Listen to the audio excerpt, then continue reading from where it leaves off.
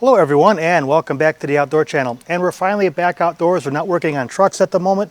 We're at the campsite and we're getting ready to bring you some product reviews. This next one is from Safe Hitches. It's coming up next, so stay tuned.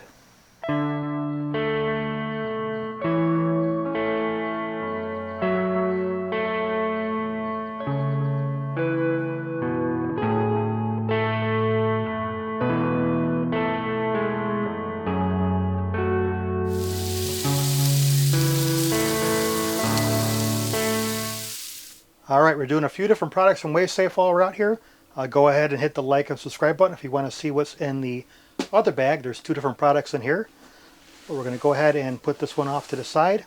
And we're going to go ahead and open up this one.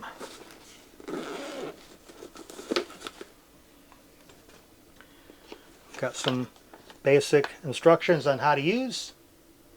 These are mats to stick underneath the chocks and levelers to kind of keep them out of the grass or dirt or sand, whatever you happen to be parking your camper in.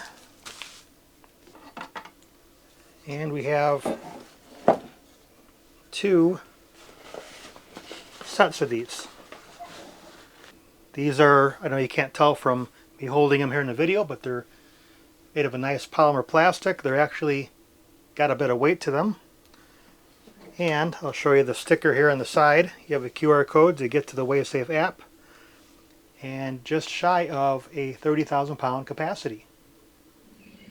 So using these are really quite simple. Before you unhitch your truck or your SUV and put your stabilizers down, go ahead and get your levels and see what side of the camper needs to be raised a little bit.